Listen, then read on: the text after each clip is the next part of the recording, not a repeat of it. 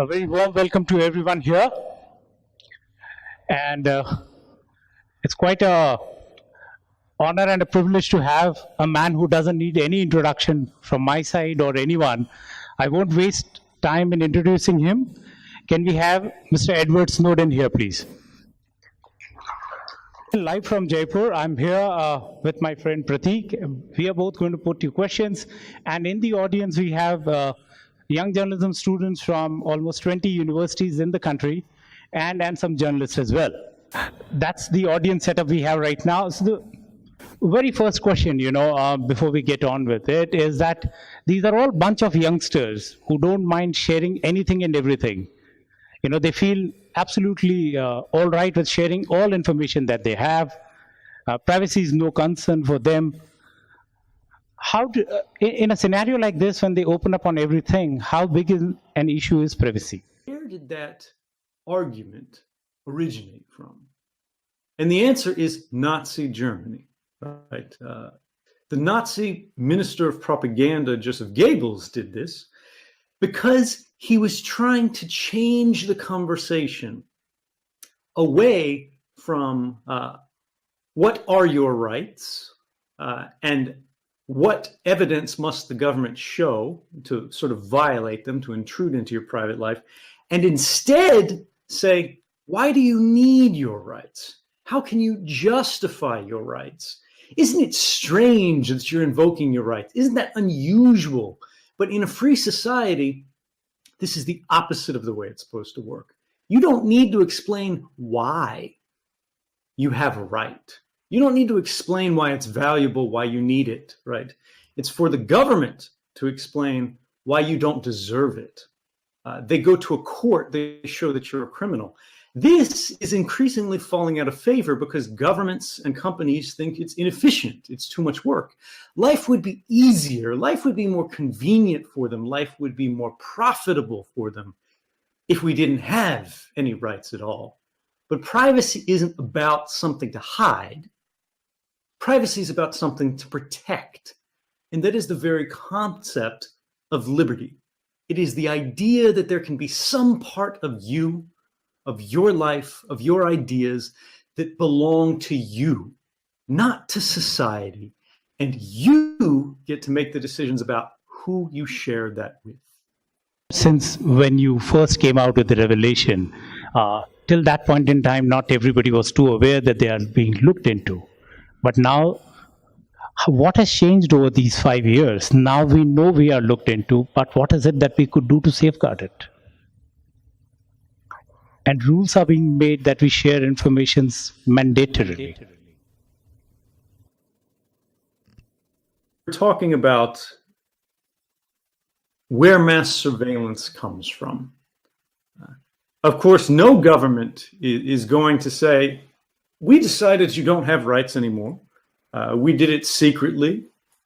We changed the rules. Maybe we'll pass a law, maybe we won't. But the new practice is to monitor everyone everywhere because they might be a criminal.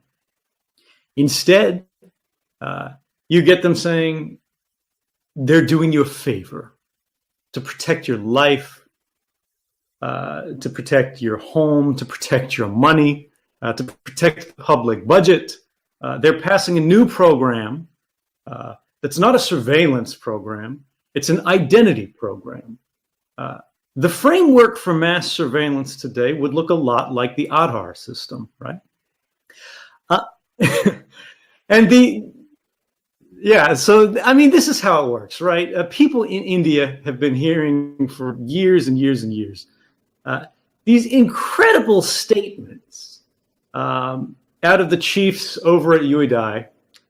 Every time they're criticized, there was recently this controversy about Google phones pushing the phone number for UIDAI into everybody's phone, right? And somehow Google puts out a statement and goes, oh, it was our fault. It was inadvertent. It was a mistake. We have 95% of the market share. Maybe that's not the exact number. Please check the fact on that.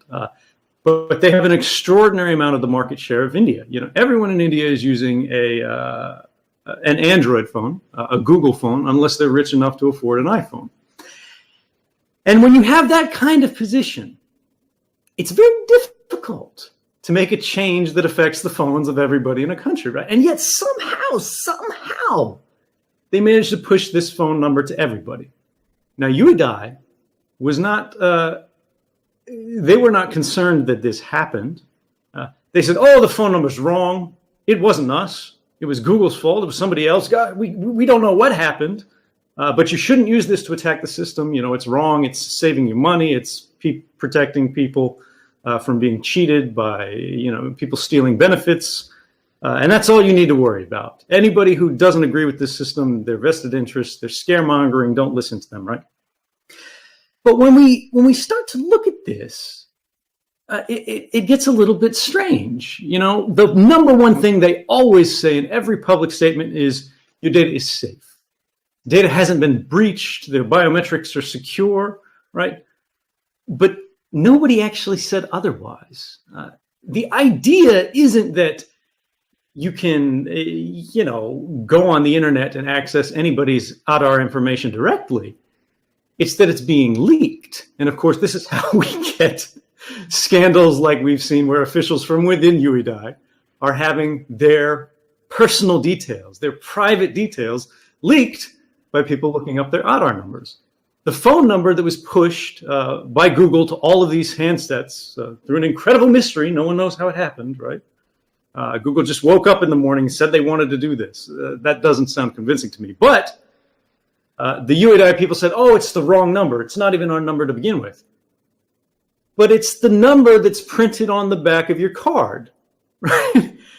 If the people who are providing the card, if the people who are creating a mandatory enrollment system that is forcing identity on people throughout the country to the point where there have been stories in India that you cannot have a child and get a birth certificate for that child unless you provide your Aadhaar number. Clearly, something in this system is not working. Clearly, people have concerns that are not unreasonable, but eminently reasonable. And if this is the case, if the public generally is concerned, if there is an unrelenting train of scandals about this system, it seems that if this were a system that were concerned about the public's trust, they would respond to these in a reasonable way. They would look at the criticisms, they would address the systems, the criticisms, they would reform the system, instead of saying any criticism of us is illegitimate, it's scaremongering, we just need to move forward. Now, anytime we're talking about protecting cheating on social benefits, right, it sounds like a good thing. But if that were all that Aadhaar did, no one would have arguments against it, right? No one would be complaining. The problem is, and perhaps the biggest crime behind this system, is that it's being used for things that are unrelated to what the government is paying for. Find in India right now a telecommunications company, a bank that doesn't know what Aadhaar is, even if the government's not paying for it, right? If you want to open an account, train ticket, are demanding an Aadhaar number. And not just a number, they're demanding that you show them the physical card, right? This is creating a systemization of society, of the public. And this was not the stated intention of the program. You'll see people at UEDI saying this is not what the program is for. But if that's actually happening, how to address it, right? If the Aadhaar system is to survive and work in the public's favor, the very first thing that should happen before this program entrenches itself any further in society is there should be criminal penalties assigned to any company that asks for your Aadhaar number for a service that the government is not paying for. If it is not directly funded by a social benefit and the company asks for it, they should not only be fined, right? Someone should go to jail for that. Because if not, we all know what's going to happen. eventually you're not going to be able to go to the store. You're not going to be able to sign up for a service. You're not going to be able to do anything in society without showing a number. You will be tracked. You will be monitored. You will be recorded in 100 different ways, and not by you and I, by the Aadhaar number that they created that then is abused by every other company, every other group in society. There's only one way to prevent this, and that's to reform the system before it goes bad. And unfortunately, it's already started to go bad.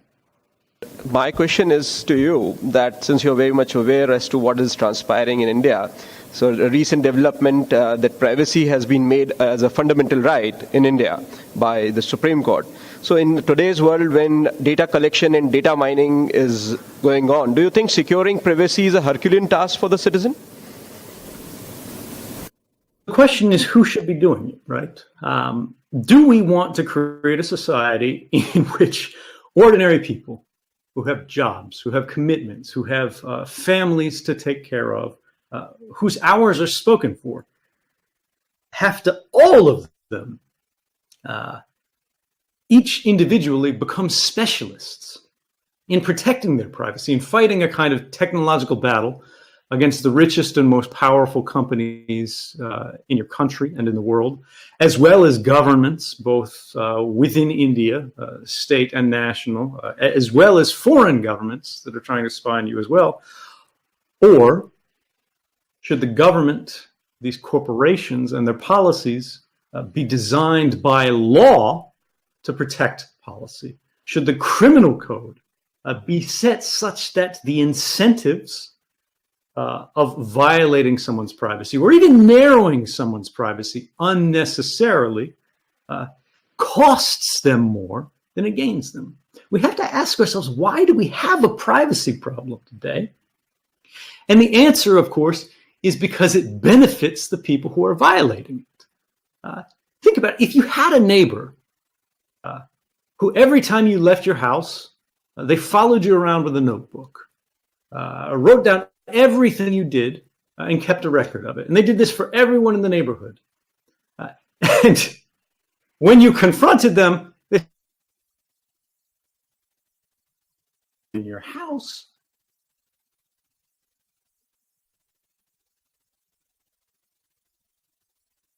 Now, this is what is happening due to the electronics of the system today. The only difference is we don't see it. It happens invisibly instead of seeing the person with the notepad. The only way to change this is to work on two fronts. We need to use both technology to enforce our rights through things like strong encryption that companies and governments can't interfere with. So we protect our rights on a technical level, and then also on a legal level. We need to make sure that our rights are enforced and enforced meaningfully. If our rights are violated, there should be a penalty for that violation. And then finally, and this is perhaps the most important thing for the people in this room today, we have to know about it. When we think about the Aadhaar system and where the scandal started, when we realized in places like India that all of this information that they say is absolutely secure in their database is available to anybody over WhatsApp if you provide the number to someone who's working at UEI, who's working at Aadhaar and wants to make a little bit of money on the side. We need journalists. We need investigation. We need people like Raknakara who are willing to risk something, willing to dare to be criticized by the government, willing to face police investigations and things like that, to tell the public what they need to know. Because if we lose that, it doesn't matter if India is a democracy on paper, it ceases to become one in fact. Because every democratic government gets its legitimacy from a single concept. And this is that people understand what the government is doing, and they consent to it doing that. If the government's activities are happening without our knowledge, without our consent, without our agreement, they're not legitimate. It's not democratic. You just mentioned that, you need journalists and people who can come out and take the government on. But this whole digital surveillance happening and the government looking at it, how can freedom of press stem the tide of surveillance? Yeah, so this is a difficult challenge because it's very much an unfair fight. On one side, you have governments with spy agencies and armies. On the other side, you have companies with their billions. And on the public side, you have a few journalists working at newspapers that don't have very much money, right? But what they do have is the truth. And that's something that can't be changed, right? We need journalists in a free society. Not to simply write down what the government says or what a company says and report that. That's not reporting, that's not investigation. That's note-taking, right? Instead, we need them to look critically at the activities of the most powerful members of society. We need them to work adversarially against these people and go, are they really telling the truth? And then find out what the truth is, and then tell the public that. Because this is how they become more powerful. Newspapers fundamentally should be a public service. But it's important to remember that newspapers can't work without sources, people inside these organizations, governments and companies who are willing to talk to journalists, tell them where the truth is and where the lies are, and do this safely. If we don't have this, which is a real possibility in India without the efforts of groups like Amnesty International that are trying to create new whistleblower protections, we will run out of sources of information when the public needs them the most. To the earlier question, that journalists and cyber experts all over the world are facing bro-beating from the government. So how this organization of Freedom of Press Foundation could actually come to safeguard their interest and rescue them from that? So this, I'm the president of a group called the Freedom of the Press Foundation. We take for granted a lot of times that newspapers will continue to happen, that we will have reporters, that we will always have people looking for the truth, right? But this is a hard job. It doesn't pay very well, and it's very risky. And there's no guarantee that this will continue. We see country after country facing a kind of new slide toward authoritarianism, even in the freest countries in the world. In the United States, we have Donald Trump as president, right? And we see the world moving towards, step by step, a sort of Chinese model.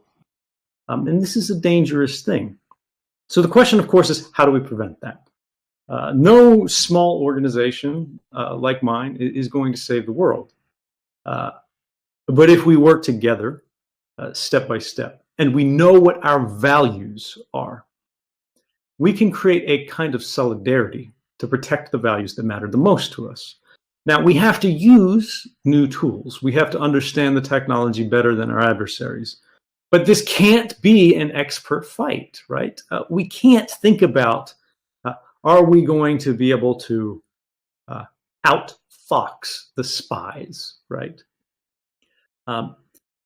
Instead, we have to think about what is the future of our society? What is the future of our government? What is the future of this world going to be based on? And either that's going to be based on social power from people like sitting in this room who know what they believe in and are willing to stand up for it, are willing to risk something, are willing to dare to do the right thing despite the consequences.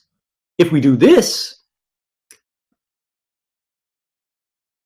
if we make sure that those who interfere with the works of journalists are punished, and if we make sure those journalists who stand up and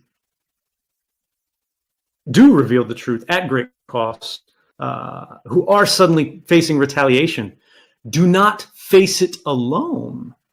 We can create a system of incentives, right? A blanket of safety that protects all of us by not focusing on individuals, but focusing on movements. By protecting values, by protecting rights, we can make sure that the next generation doesn't just enjoy the rights that we ourselves inherited that are coming under attack now.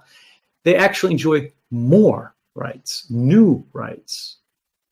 If we don't stand up, if we don't protect each other, and if we do not keep fighting and striving and protecting the right to seek the truth and report it, those rights will vanish.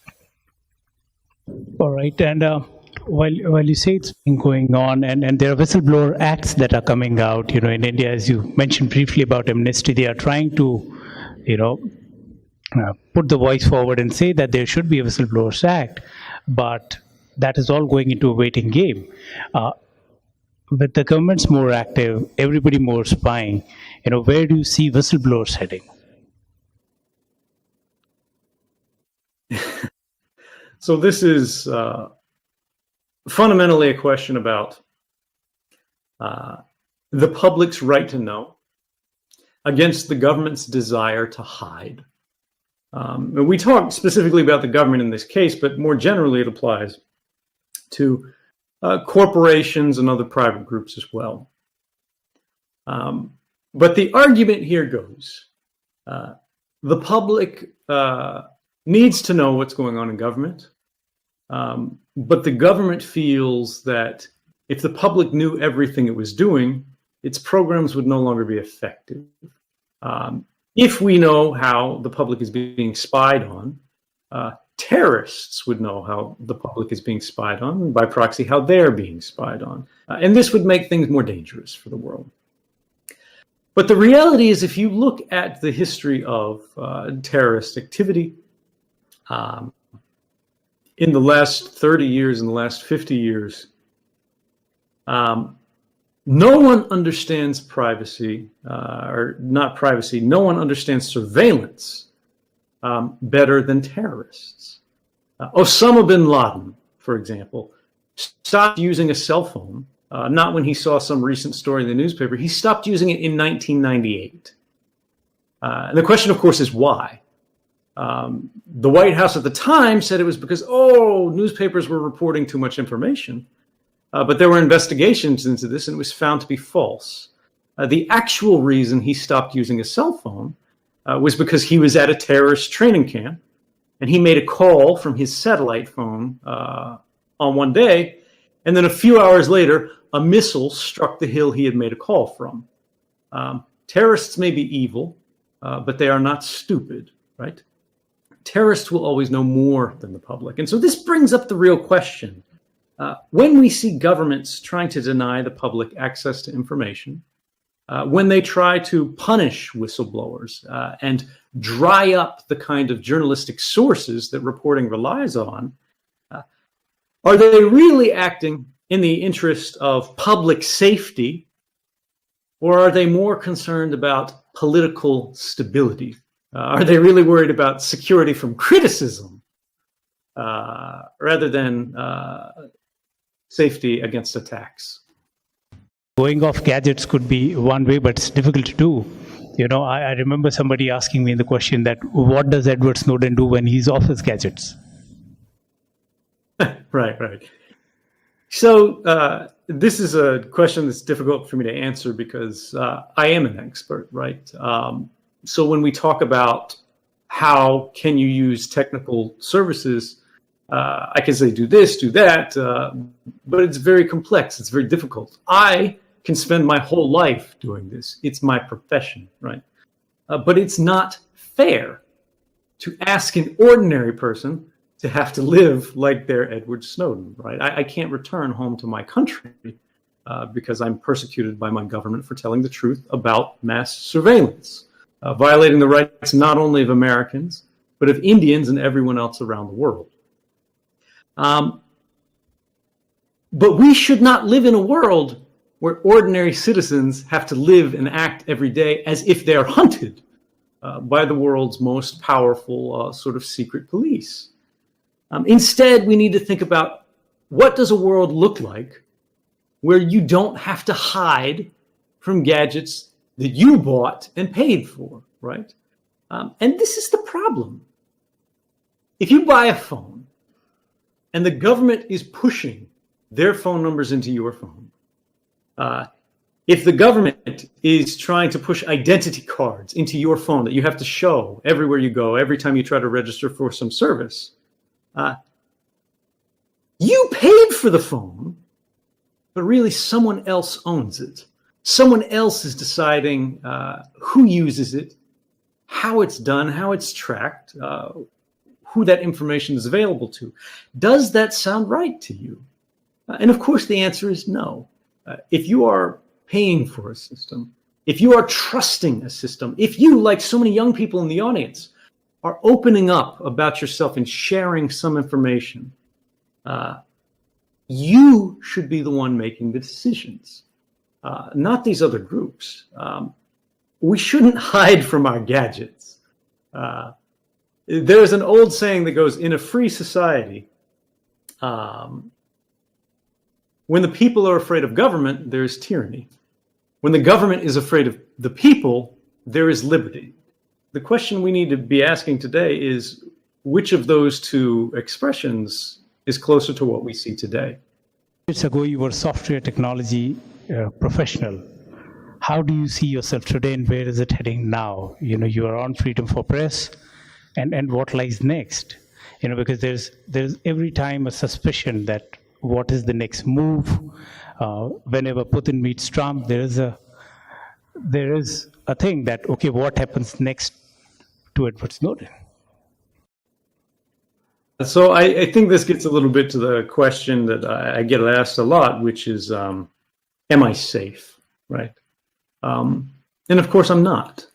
But if I were looking to live a safe life, I would still be sitting in Hawaii, in paradise, with the woman that I love, in a big house, making a lot of money for very little work, spying on all of you, right? But there are always going to be moments in our life where we recognize we have a choice between doing the safe thing and the right thing. And sometimes the only moral decision is to break the law. I'm still a technologist today. I'm more of an activist than I ever expected to be. But the way I would describe it is, I used to work for the government, and now I work for the public. Let's work together and let's change the world.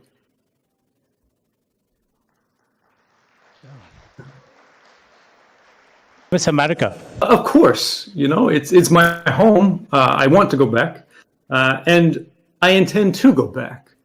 But I will go back when my country is free, when the trials are fair, and when telling the truth is not considered a crime. All right, Edward, thanks a lot for your time. It was a pleasure talking to you. Thank you so much.